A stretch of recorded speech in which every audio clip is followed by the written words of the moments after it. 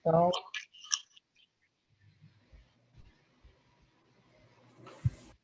boa noite, nosso irmão Henrique aqui conosco, muito bom, tá? Seja bem-vindo. E agora nós vamos dar início à nossa reunião. Eu busquei aqui uma mensagem para que a gente possa refletir, né?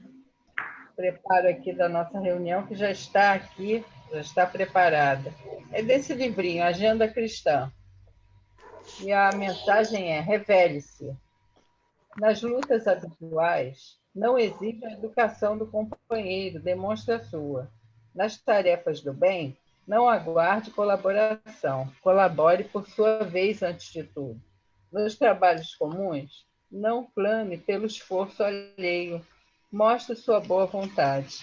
Nos serviços de compreensão, não peça para que seu vizinho suba até você, aprenda a descer até ele e ajude-o. No desempenho dos deveres cristãos, não aguarde recursos externos para cumpri-los. O melhor patrimônio que você pode dar às boas obras é o seu próprio coração.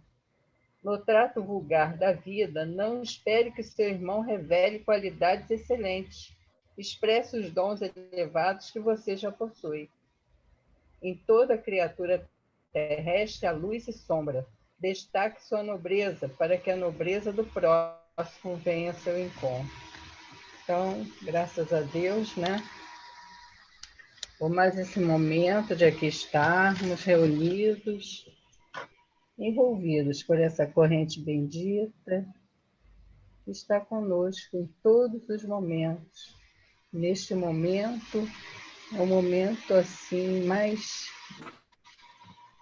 envolvente que temos, porque estamos mais conectados, de uma forma virtual, mas é através do nosso pensamento, estamos lá na nossa casa que o trabalho é sempre permanente. E esses irmãos benfeitores que nos assistem aqui estão conosco, acompanhando essa reunião que nos trará hoje o estudo da noite de um tema muito importante, do Evangelho segundo o Espiritismo, que é um capítulo realmente consolador, que o nosso irmão Henrique vai nos trazer e que vamos refletir hoje mais um aprendizado para nossas vidas, para nosso pensamento, as nossas ações, que possamos transferir esse ensinamento onde estivermos.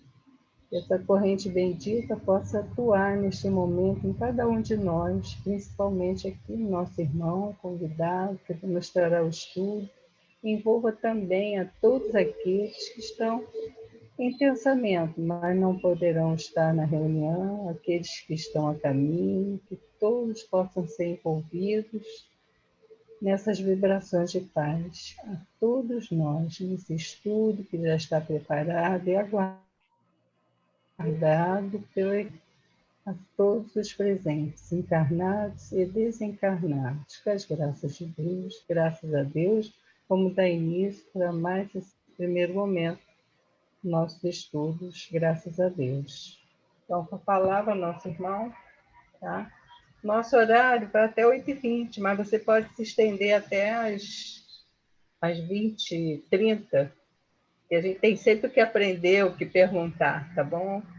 Então, tá bom. Com a palavra, tá? Boa noite a todos. Sou muito agradecido pelo convite, uma vez podendo fazer esse estudo junto com todos vocês no Centro Espírita Maria Madalena. O tema de hoje vem do Evangelho segundo o Espiritismo, o capítulo 2, item 8, realeza terrestre. Uma realeza terrestre. Quem melhor do que eu pôde compreender a verdade dessas palavras de Nosso Senhor? Meu reino não é desse mundo. O orgulho foi a minha perdição na terra. Quem, pois, poderia compreender o nada que os reinos terrestres representam? Se eu não o compreendia, o que levei comigo da minha realeza terrestre?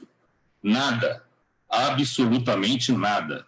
E como para tornar a lição mais terrível, A realeza não me seguiu até o túmulo. Rainha era, eu entre os homens. Rainha, eu acreditava entrar no reino dos céus. Que desilusão, que humilhação, quando, em lugar de ser recebida como soberana, eu vi acima de mim, mas bem acima de mim, homens que eu considerava insignificantes e que desprezava, porque não tinham sangue nobre. Nesse momento compreendi a inutilidade das honras e das grandezas que se buscam com tanta avidez sobre a terra. Para se preparar um lugar no reino dos céus, é preciso abnegação, humildade, caridade em toda a sua perfeita prática e benevolência para todos. Não se pergunta o que fomos, qual a posição que ocupamos, mas o bem que fizemos, as lágrimas que enxugamos. Jesus, dissestes que teu reino não é desse mundo, pois é preciso sofrer para chegar ao céu.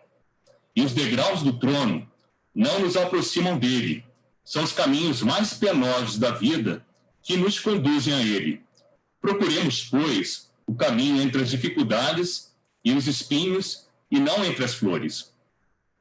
Os homens correm em busca dos bens terrenos, como se pudessem guardá-los para sempre. Mas aqui não há mais ilusões, e eles logo se apercebem de que se apoderaram apenas de uma sombra e negligenciaram os únicos bens sólidos e duráveis, os únicos que lhes seriam proveitosos na morada celeste, os únicos que poderiam dar entrada a essa morada. Tenham piedade daqueles que não ganharam o reino dos céus, e ajudem-nos com suas preces, porque a prece aproxima o homem do Altíssimo. É o traço de união entre o céu e a terra. Não esqueçam, Uma Rainha de França, Havre, 1863.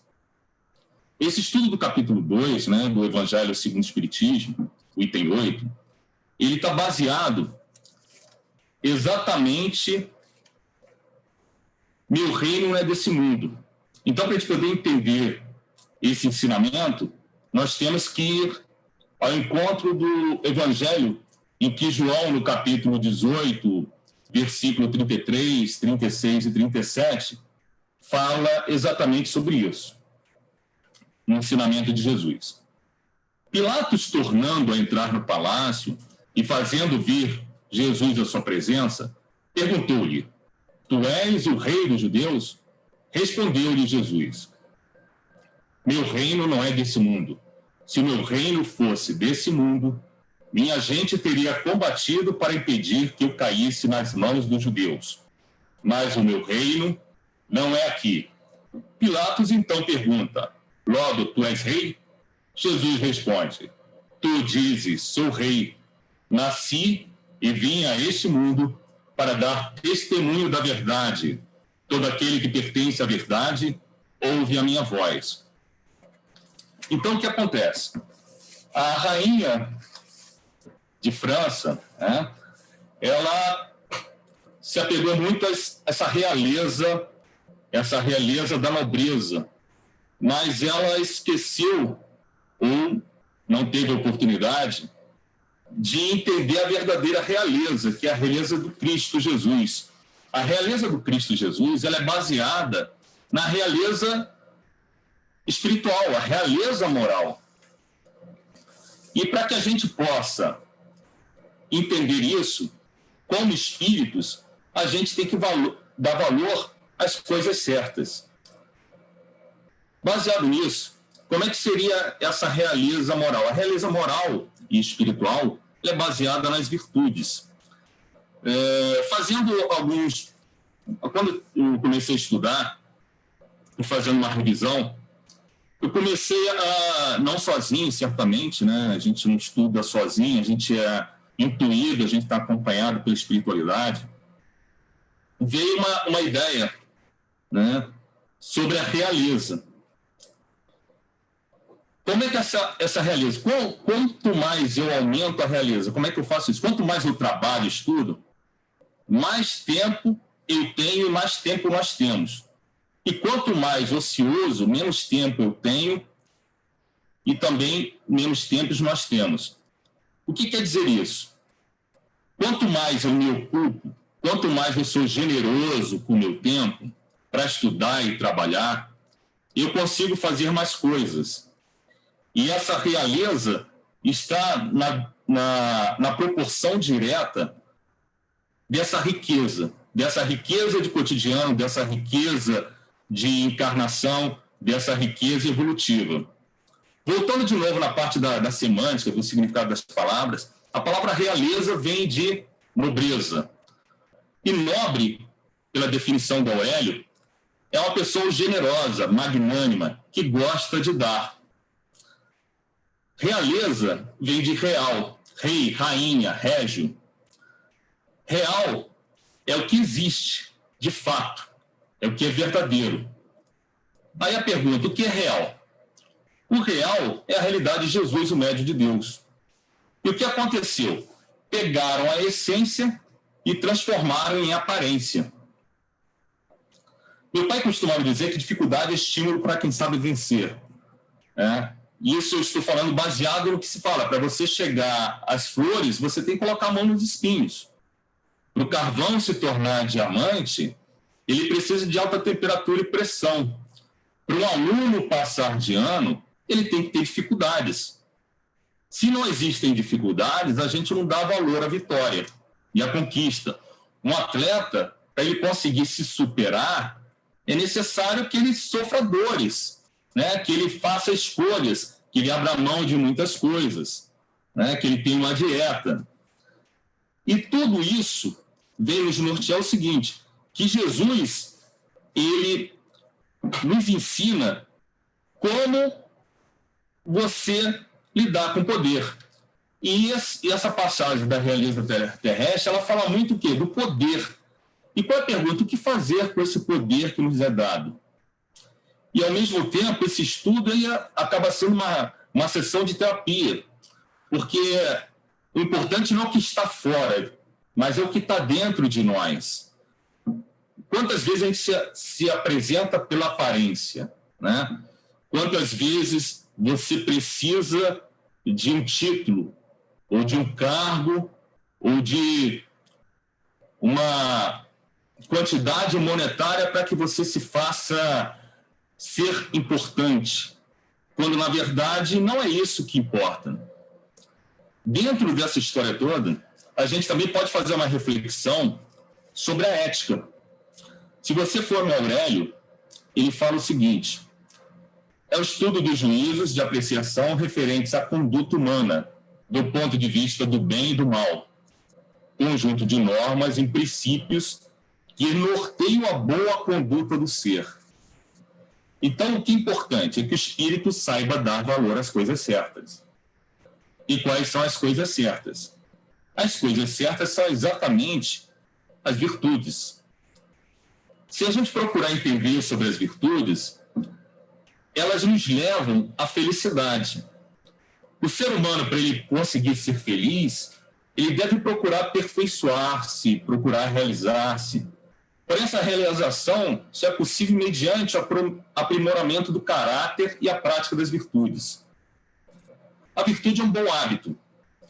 É uma disposição permanente na vontade para o bem. E os hábitos são atos repetitivos, tantas vezes, que se tornam costume. E esse costume, por sua vez, é uma prática repetida de um ato. Uma pessoa, para ela poder ter virtude, ela também precisa de caráter. E a gente costuma dizer assim, uma pessoa ela tem caráter e a gente diz assim, essa pessoa que tem caráter é um bom caráter. Aquela que não a tem, a gente costuma dizer que é um mau caráter. E para poder entender o que seria o caráter, uma pessoa com caráter, para a pessoa conseguir ter esse caráter, ela tem que ter uma força de vontade.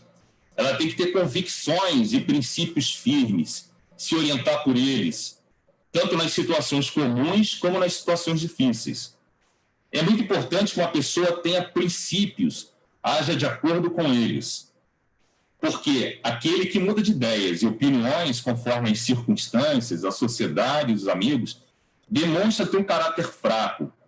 É como se fosse um barco sem rumos, uma maré vai com as outras. Um bom caráter não surge por acaso, é fruto de uma conquista diária, de um trabalho contínuo, de uma vontade firme. é obra pessoal de cada um de nós. E aí, pensando nisso, quando a gente vai ler esse capítulo 2, a gente começa a perceber que são destacadas muitas virtudes. E costuma-se dizer que a virtude é a medida certa de todas as coisas. Como assim? Se você pega a virtude da generosidade, a carência dela é a avareza, e o excesso dela é a prodigalidade. A prodigalidade, que é o excesso de dar, mas o excesso de dar sem você ter uma responsabilidade. Aí você gastar, às vezes, aquilo que não tem, ou gastar de uma forma, ou dar aquilo que você tem e direcioná-lo de forma que não é construtiva. A avareza é o contrário, você não quer gastar, você não quer dar. E a generosidade é o meio termo. E a vida é como a música. A música, ela é exatamente esse meio termo. Se você aperta muito a corda de um violão, que é o excesso, esse violão vai romper. Se você afrouxa muito essa corda de violão, esse violão não vai conseguir tocar. Então, você tem que apertar na medida certa. É como o medicamento. Se você exagerar na dose, ele é veneno. Se você ter carência na dose, ele não tem função terapêutica. Então, Jesus, ele tem vários atributos. A gente pode pensar em Jesus como médico, né? Quantas pessoas ele curou. Ele curou pelo seu próprio magnetismo, pela sua própria presença. Ele curou o cego. Ele conseguiu ressuscitar a menina. Ele curou o servo do centurião. Mas, para poder curar, precisa de conhecimento. E há um outro atributo de Jesus que eu consigo me identificar muito, assim, no sentido de ser o mais importante. É o fato dele ser o professor, ele ser o mestre. E a diferença de Jesus para os outros mestres é que ele colocou em prática aquilo que ele ensinava. Tudo que ele ensinou foi colocado em prática. Ele não simplesmente ensinou. Ele praticou tudo isso. Amar os inimigos, né, que eu acredito que seja o ensinamento mais difícil de todos. Até a morte, ele continuou amando os inimigos. Ele continuou se doando. E se a gente começar a pensar, quando você se doa, você é uma pessoa rica, porque você só pode dar aquilo que você tem. Aquela pessoa que não se doa, é como se ela se sentisse pobre, é como se fosse uma pessoa que não acreditasse na sua capacidade. E por que eu quero falar sobre isso? Eu estou falando sobre isso porque essa realeza, ela vai muito de acordo de como você se utiliza disso. E os espíritos, eles falam, se a gente for no livro dos espíritos, né, até mesmo porque da onde se baseia de tanto a gente falar de Jesus, na questão 625, ele faz a seguinte pergunta: qual é o tipo mais perfeito que Deus tem oferecido ao homem para ele servir de guia e de modelo? Veio de Jesus. Jesus é para o homem o tipo de perfeição moral a que a humanidade pode aspirar na Terra. Deus nos oferece como o mais perfeito modelo, e a doutrina que ensinou é a mais pura expressão de sua lei, porque ele era animado pelo Espírito Divino, e o ser mais puro de todos os que apareceram na Terra. Jesus o Cristo é conhecido como o médium de Deus, né? Pela sua angelitude, por ser um espírito puro, ele falava com o Pai e dizia: eu e o Pai somos apenas um. Sendo ele modelo, ele é o mestre por si só, o mestre por excelência, o mestre dos mestres. E os seus ensinamentos é que nos levam à nossa cura interior. A rainha que aparece no nosso estudo, ela fala o que fez ela ser derrotada foi o orgulho.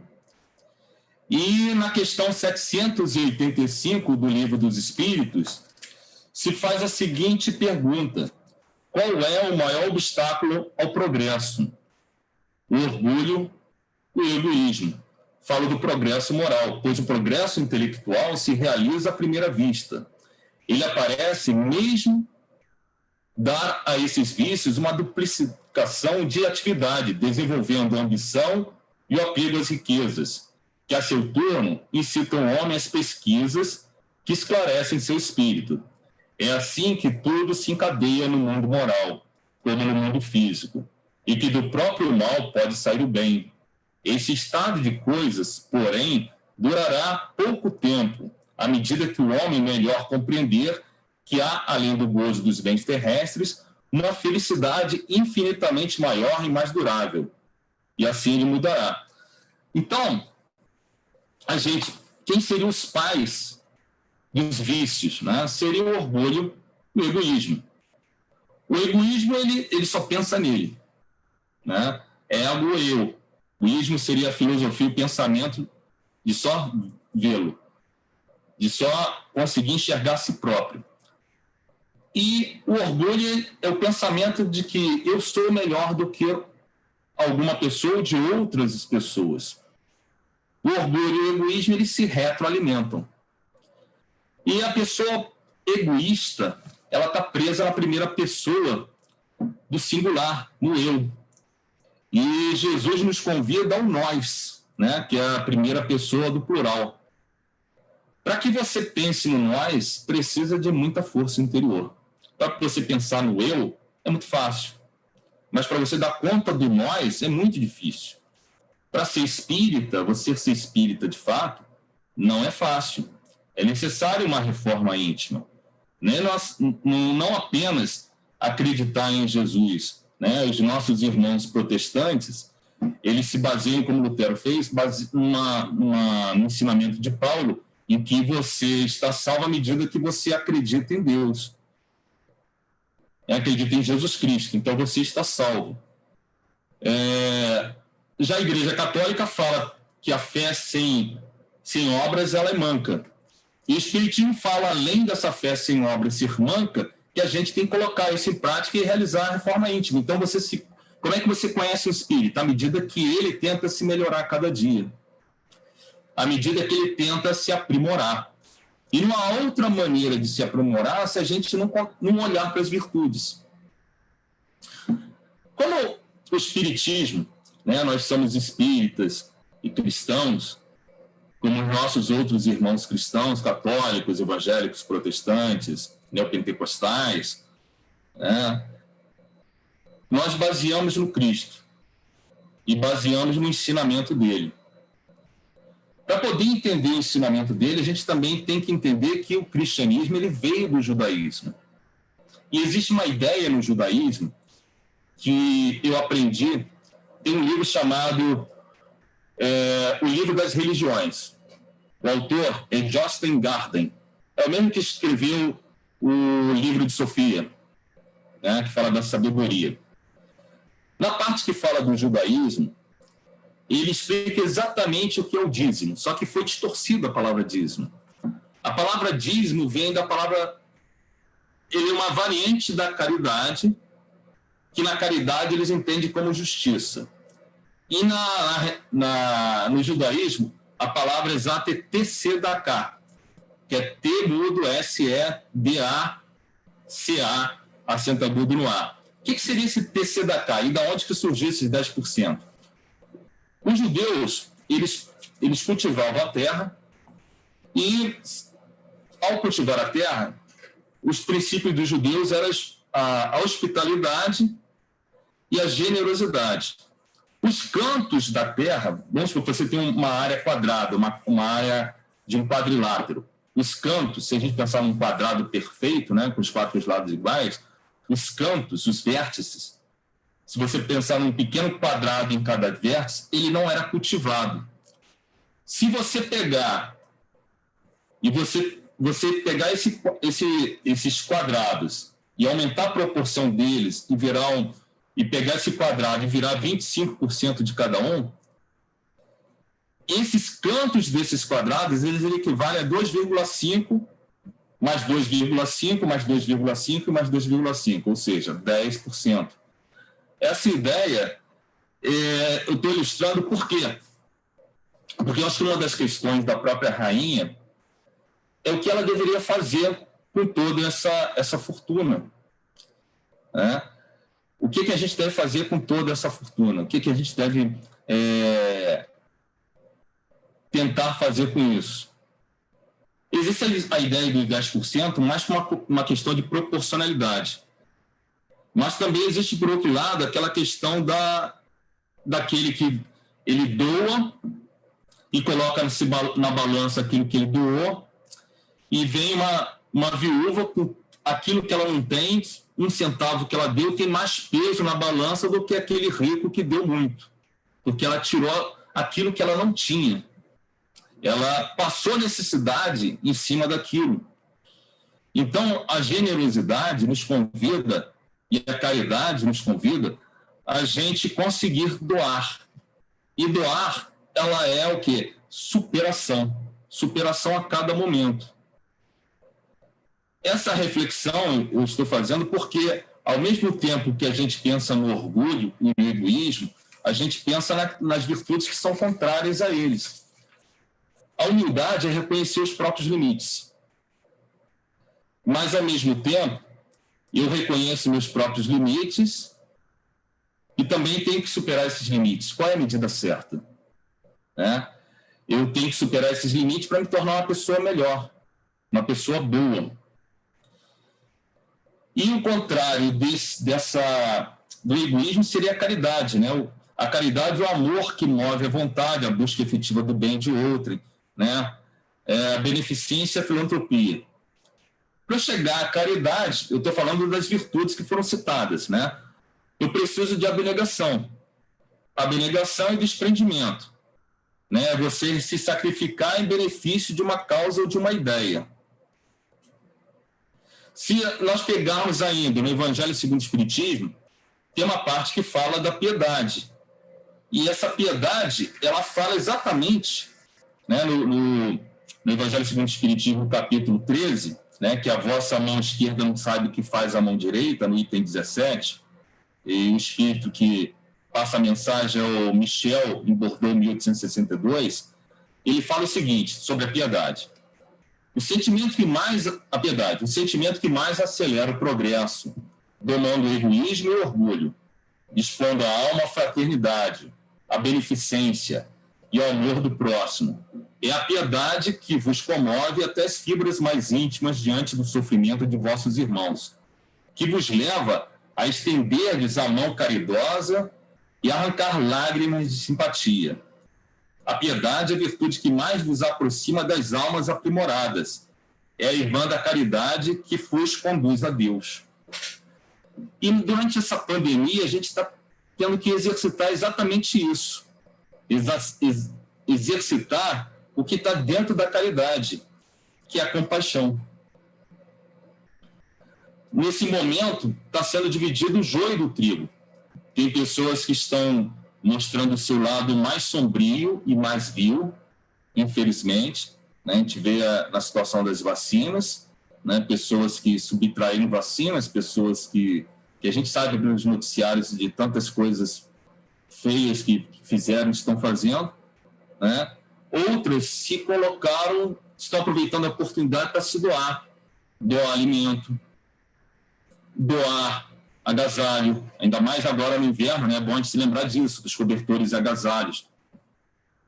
Doar uma palavra amiga, doar no sentido de você estar presente do lado de uma pessoa adoecida ou visitá-la, doar também trocando conhecimento, fazendo uma oração. À medida que a gente doa, a gente se torna melhor. Engraçado que à medida que a gente se doa, a gente se torna mais rico. Cada vez mais rico. Quantas vezes a gente passou por situações em que a gente pensava que não tinha saída? Mas a partir do momento que você se esforça, que você vigia e ora, quantas vezes a gente percebeu que veio a providência divina e nos ajudou? Quantas situações difíceis a gente se viu sem saída e quando a gente já se via sem esperança, um anjo, encarnado ou desencarnado, ambos, vieram nos ajudar, ou uma situação que aconteceu que a gente nem esperava e que nos veio ajudar. Então, tudo isso serve para a gente pensar e refletir, né? Refletir o que a gente está fazendo durante essa encarnação, o que a gente está fazendo durante essa pandemia. Será que a gente está conseguindo aproveitar esse momento? Por que surgiu essa pandemia? O que vai fazer a gente sermos mais ricos espiritualmente ou moralmente? Dizem que uma coisa que mais perturba o espírito, e que a gente vê isso muito no trabalho da desobsessão, que estão usando até mudando o termo, né, como o tratamento, o socorro espiritual, estamos dando esse termo de desobsessão para socorro espiritual, o trabalho, né? Porque uma coisa que certa vez me falaram, e eu achei bastante interessante, qual a diferença do trabalho da cura e para a desobsessão? A diferença é que um trabalha com o encarnado e outro desencarnado, mas ambos trabalham com a cura. O trabalho da cura é a cura com os encarnados e a desobsessão é a cura com o desencarnado. Mas para poder curar, volto a dizer, né, que precisa do conhecimento. E por isso que Jesus, ele aceitava, o único título que ele aceitou é de rabi, de mestre. Isso não é à toa. E aí pergunta o seguinte, o que mais perturba o espírito? É a injustiça. No trabalho da desobsessão, o que a gente percebe muito é que o espírito, aqueles que a gente fala que são os obsessores, na verdade eles não são os algozes, eles são as vítimas, eles querem vingança, que é uma justiça distorcida, né? A vingança é baseada no ódio, a justiça é baseada no amor. Por que eu estou falando da justiça? Porque o espiritismo fala da reencarnação. E a reencarnação é a maior prova da justiça divina. Eu fico imaginando, assim, quantas pessoas que perderam seus entes queridos, seus amigos, amigas, pais, mães, filhos, irmãos, irmãs, namorados, namoradas, dentre tantas pessoas, professores, médicos, pessoas que eram e são exemplos e norte para a vida deles. E eu fico imaginando os nossos irmãos que não têm a visão da reencarnação.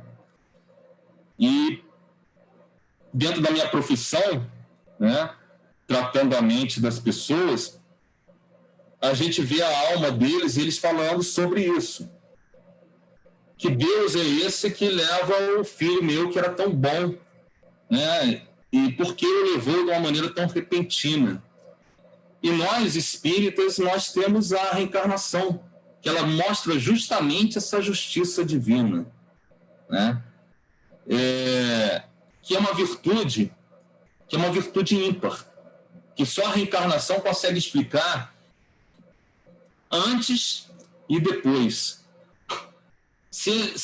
Antes de se debruçar, voltando aos nossos irmãos cristãos de outras filosofias, mesmo porque muitos de nós fomos católicos, fomos protestantes, certamente, muito possivelmente, a gente já foi ateu, a gente foi budista, a gente tem que passar em todas as experiências.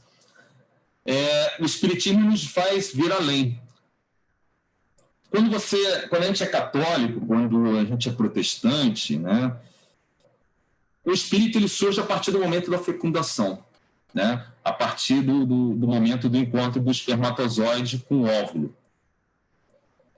E daí acontecem muitas coisas que a gente começa a se questionar. Como é que uma criança tão nova morre tão cedo? Como é que uma pessoa que nunca fumou tem câncer? Como é que uma pessoa que nunca bebeu tem pancreatite e tem câncer de fígado? Né? Por que uma pessoa que não fez mal a ninguém perde a visão de uma hora para outra? E com isso a gente não consegue entender nada, mas com o espiritismo, com a reencarnação, a gente consegue entender que a gente tem uma vida pregressa, uma vida que vem antes da fecundação e tem uma vida futura. E aí o nosso estudo fala exatamente disso, que se a gente continuar lendo, né, ele fala exatamente da vida futura, né? E essa vida futura, eu vou ler para você, para que a gente possa entender de onde eu estou me baseando. Logo após ao falar do meu reino e desse mundo, a gente fala de Pilatos, né? E Pilatos com aquele poder temporal, vem o seguinte título: a vida futura. Por essas palavras, Jesus claramente se refere à vida futura, que ele apresenta em todas as circunstâncias uma meta a que tende a humanidade e como devendo ser o objeto das principais preocupações do homem sobre a terra. Todos os seus ensinamentos se referem a esse grande princípio. Realmente, sem a vida futura, a maioria desses princípios de moral não teria nenhuma razão de ser. Eis porque aqueles que não creem na vida futura, imaginando que Jesus só falava da vida presente, não compreendem esses preceitos ou os acham ingênuos. Esse dogma, portanto, pode ser considerado como a base do ensinamento do Cristo. É por isso que ele está colocado como um dos primeiros pontos no início dessa obra, porquanto deve ser o alvo de todos os homens. Só ele pode justificar as anomalias da vida terrestre e ajustar-se com a justiça de Deus. Se pegarmos a definição de justiça, é uma virtude que consiste em dar a cada um o que lhe pertence, como seus direitos, objetos, respeito, obediência, amor, compreensão. É a virtude em dar aquilo que cada um merece ou fez por merecer. É a virtude de dar aquilo que é seu. É a faculdade de julgar segundo o direito e a melhor consciência. E também é uma outra definição. A virtude é o equilíbrio entre dever e direito. E o que acontece muito na nossa imaturidade, a gente não pensa no dever, a gente pensa muito no direito. A todo momento, né, a gente tem direito. Quem trabalha na área de saúde,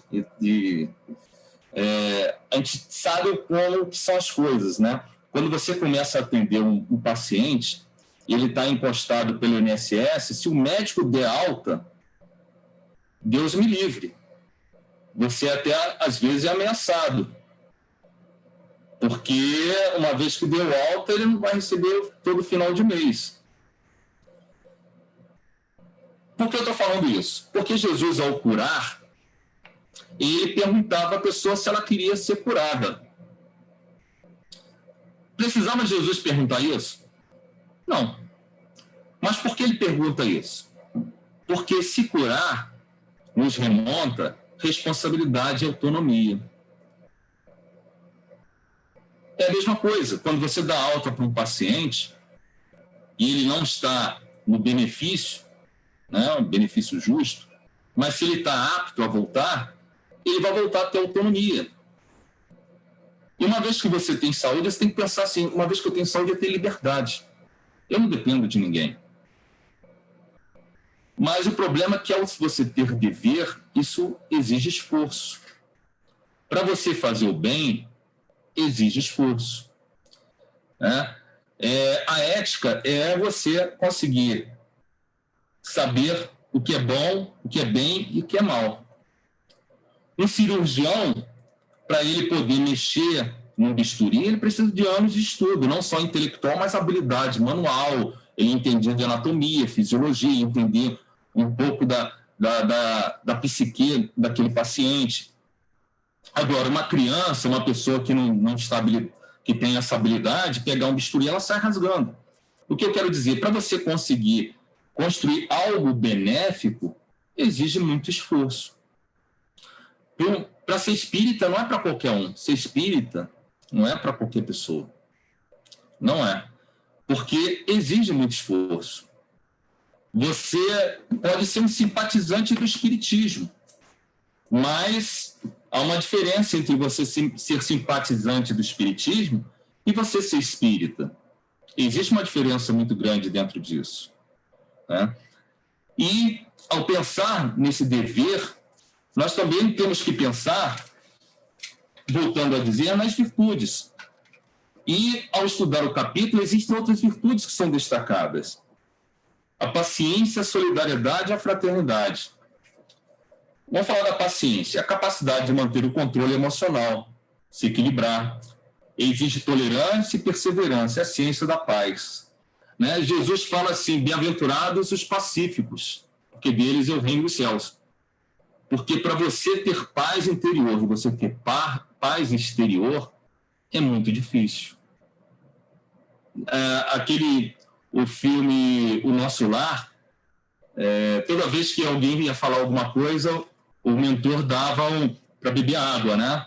Então, às vezes, tem que beber a água para a gente não falar aquilo que a gente vai se arrepender. Jesus ensina assim, o mais importante não é o que entra pela boca, é o que sai da boca. E a paz a gente pode transmitir não só pela fala, um olhar, né, que o olho é a janela da alma. Um olhar pode transmitir paz ou pode transmitir guerra. Por que eu falo isso? Porque a construção da paz, né, a paciência, a ciência da paz, a construção da paz é muito difícil, ainda mais num mundo que a gente vive de muita violência. Violência de desigualdade social, de injustiça. Violência de destruições de culturas. Violência de destruição da natureza. Violência de nem todos têm acesso à educação, moradia e saúde. E para construir essa paz, é necessário que você tenha uma sessão de terapia. No início que a gente estava estudando, eu cheguei a falar que esse estudo é verdadeiramente uma sessão de terapia. Por quê? Faz refletir o que está dentro de nós, faz refletir esse autoconhecimento. Quando foi perguntado ao oráculo de Delfos, na Grécia Antiga, quem era o homem mais sábio, disseram que era o Sócrates. E também disseram que ensinaram na entrada do oráculo de Delfos, está escrito assim, conhece a ti mesmo, convidando a esse autoconhecimento. Quando a gente vai estudar o Evangelho segundo o Espiritismo, é lembrado Platão e Sócrates, porque Platão e Sócrates já falavam sobre a reencarnação, já falava sobre autoconhecimento, assim como Pitágoras também falava sobre a reencarnação. E para você conseguir a paz, você tem que ter tolerância, tem que ter perseverança, tem que ter força de vontade. Para você ter caráter, lembra que a gente falou sobre o caráter? A pessoa tem que ter essa força de vontade, essa perseverança. Como eu tinha dito antes, uma frase que meu pai sempre falou, a dificuldade é estímulo para quem sabe vencer. Agora, falando com vocês e fazendo esse estudo, né, veio algo bastante interessante. Por que a gente usa o nosso orgulho para o nosso bem? O orgulho pode ser usado para o bem. Se a dificuldade é estímulo para quem sabe vencer, até por uma questão de, digamos assim, amor próprio, né? E para mostrar que para nós mesmos, não para os outros, mostrar para nós mesmos que a gente pode, por que não se superar? Né? Por que não se superar para o que é certo, para o que é benéfico? Uma outra virtude também que é falada é a solidariedade. A solidariedade leva o indivíduo a sair do seu egoísmo e a participar ativamente das responsabilidades do grupo social em que vive. Compromisso pelo qual as pessoas se obrigam umas às outras e cada uma delas a todas. Né? Elas se obrigam e essa palavra obrigar ela tem dois sentidos, né? Obrigar significa dever e obrigar também significa gratidão, obrigado. Né? Você agradece. A gente deve agradecer pelo dever. Por quê? Uma vez que você tem o dever de estar num estudo como hoje, a vida tem propósito. O que falta muito para a nossa saúde é esse propósito de vida que o Espiritismo nos dá. Esse propósito de vida que nos alimenta a esperança, a fé e a caridade. E esse propósito de vida está alicerçado em uma outra virtude chamada fraternidade. E a fraternidade é a união, afeto de irmãos para irmãos, de irmão para irmã, de irmã para irmão. É laço de união entre os homens, fundado no respeito à dignidade da pessoa humana e na igualdade de direito entre todos os seres humanos. Quando você fala de igualdade de direito, você está combatendo quem? O orgulho. Porque o orgulhoso ele se acha mais importante do que o outro, do que a outra. Né? O orgulhoso, quando ele vai fazer comparação, né, e como o orgulho e o egoísmo são os pais dos outros vícios, o orgulho, ele tem um filho chamado inveja, né? O invejoso é aquele que ele não está feliz com a felicidade dos outros. Mas para ele não estar feliz com a felicidade dos outros, ele tem uma baixa autoestima lá no chão, né? O orgulhoso também, por sua vez, comparado ao invejoso, ele, ao fazer comparações, ele só faz comparação do tipo assim, nisso eu sou melhor que o outro. Mas se aparecer alguém que em algum viés, algum ponto de vista, ele julga ser melhor do que ele, ao invés dele tentar se aprimorar, dele tentar procurar ter o dever de se melhorar como pessoa, ou de ter o dever ou o pensamento de estar feliz com a felicidade dos outros, ele fica infeliz o tempo todo, porque ele não consegue enxergar a própria grama do jardim. E a fraternidade, ela nos convida a dizermos que somos uma família, do mesmo pai, né? Nós somos irmãos, filhos de um mesmo pai e de uma mesma mãe, porque Deus é pai e mãe, no sentido, se a gente pegar as religiões mais antigas, os druidas, né? Kardec, assim como Leon Denis foram druidas, Leon Denis Rivail, assim, Leon Denis também tem a palavra, o nome Leon Denis tem um radical que é igualmente do próprio Allan Kardec.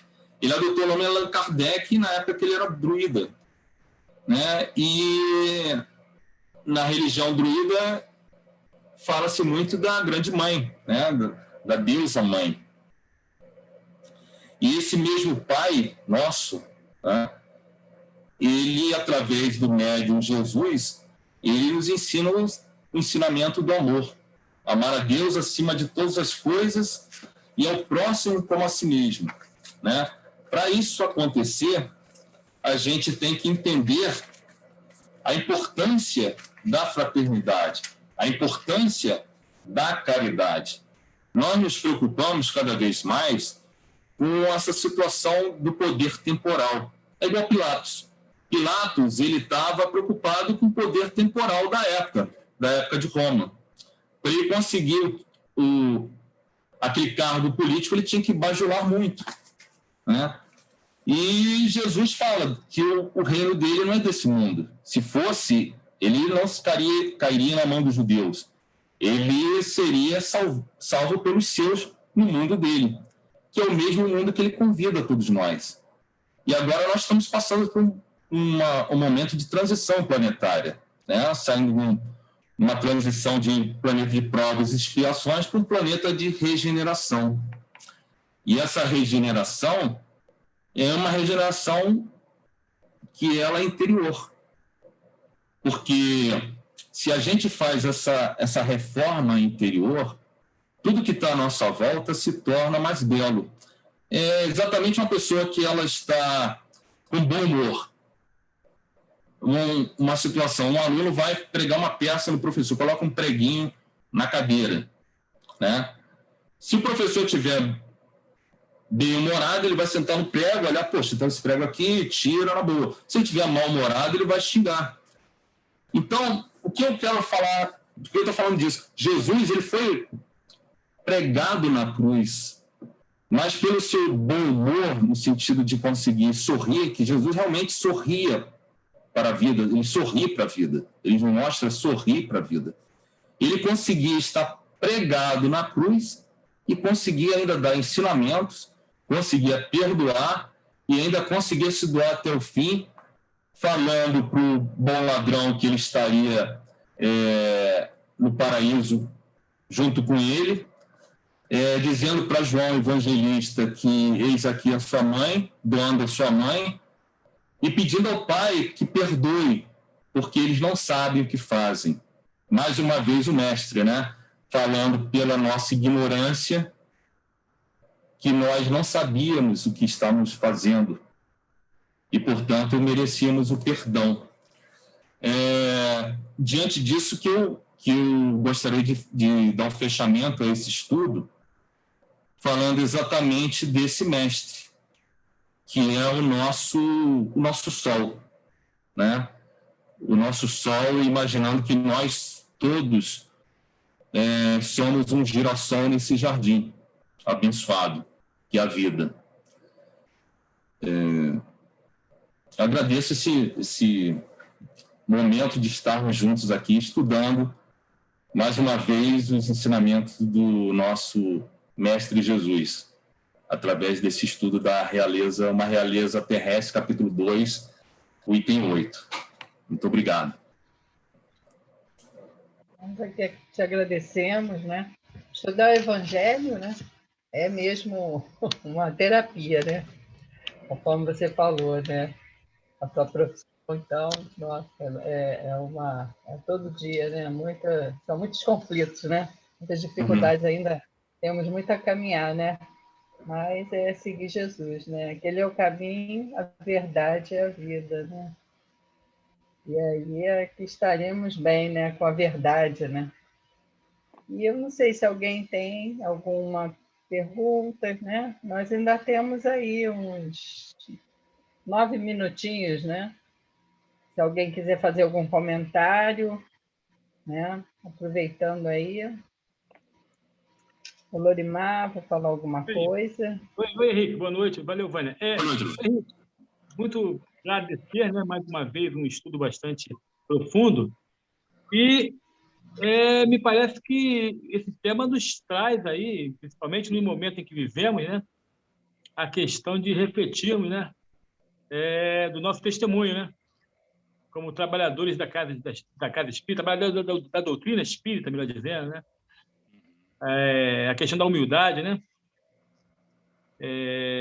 A rainha, né? Ela dando o seu testemunho dos equívocos, né? Que fizeram com que ela, ao chegar no outro plano, ela se visse em situação inferior àqueles que ela acreditava serem inferiores a ela, né? E ainda hoje, conversando sobre esse assunto, eu estava refletindo, né? Ainda hoje o conceito de bem-sucedido está muito ligado às questões materiais, né? Do ter, né? E não o que deveria ser, que é o ser, né?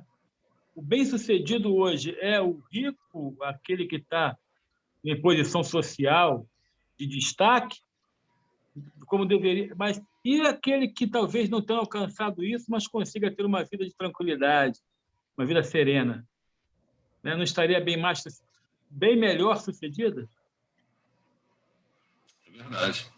Concordo. E acho que a doutrina vem nos ensinar isso, né?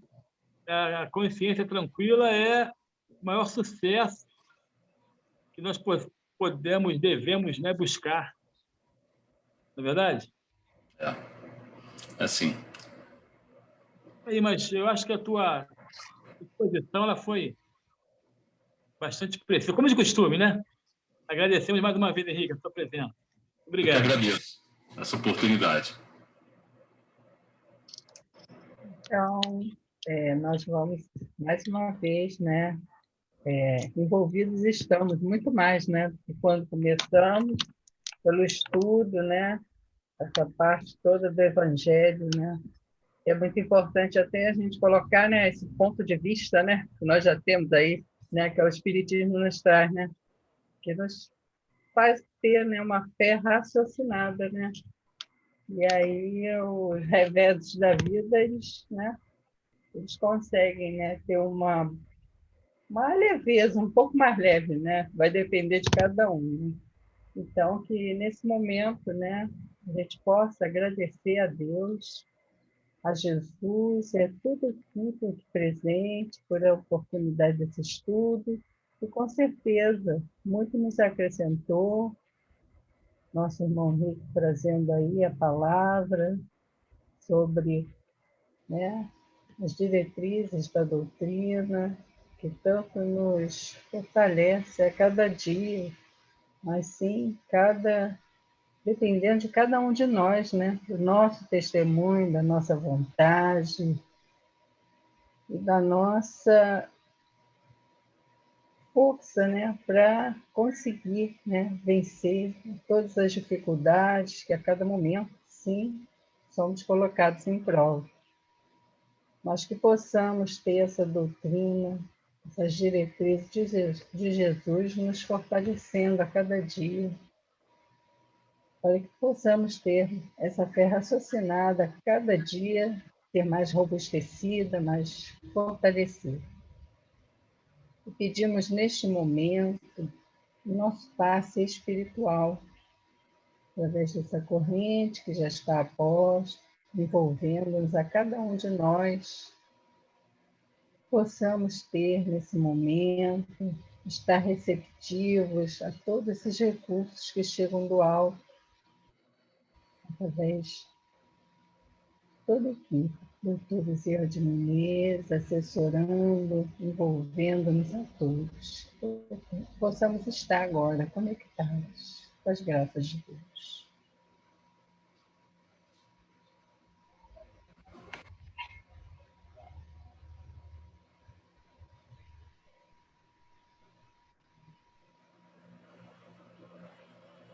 Graças a Deus, agradecemos por mais esse momento. Pedimos também por todos aqueles que estão em nossos pensamentos, nossos queridos, que eles possam ser envolvidos, a todos aqueles que não puderam estar na reunião, mas estão aqui em pensamento, que eles possam receber essas vibrações. E pedimos pelo nosso planeta, pelas dores, necessidades de toda ordem, nos hospitais, nas vias públicas, as falanges benditas do espaço, de médicos e enfermeiros possam atuar junto à equipe médica terrestre, que possam estar receptivos a todos esses recursos que chegam através do diagnóstico, do tratamento, do acolhimento, Senhor. Abençoa, fortaleça aos pesquisadores, a todo esse momento que passamos. Sabemos que são momentos de aprendizado, de mudança, que possa ter, sim, a verdadeira cura que é do espírito, a melhora, e assim possamos avançar para uma nova era, envolvendo através de todas essas virtudes que foram faladas no estudo, a caridade, a verdadeira caridade, a bondade, a benevolência, envolvam, Senhor, a todos os governantes, a todas as nações, a todos os projetos de melhora, de avanço, as alianças de paz, envolva o nosso Brasil, pátria amada, seja a pátria do Evangelho, dirigida por Ismael, e que possamos, sim, estar cada dia envolvidos nesse plano de melhora, de regeneração, Senhor. Abençoa a todos nós que necessitamos tanto de aprendizado, de melhora, de reforma. Ser conosco, Senhor, fazemos a prece que o Senhor já nos trouxe. Pai nosso que estás no céu, glorificado seja o Senhor, o vosso santo nome. Venha a nós o vosso reino, seja feita a vossa vontade, assim na terra como nos céus. O pão do corpo e o pão espiritual, dai-nos hoje e sempre, Senhor Deus. Perdoa as nossas dívidas, assim como nós perdoamos a quem nos tem ofendido. Não nos deixeis, Senhor, cairmos em tentações, mas livra-nos de todos os males, que assim seja. Graças te dou, Pai, Jesus nosso Mestre, a toda a equipe presente, envolva-nos a todos, encarnados e desencarnados, com as graças de Deus. Graças a Deus. Então, meus irmãos, já terminamos nosso estudo, né? Agradecemos por esse momento. Nosso irmão vem outras vezes.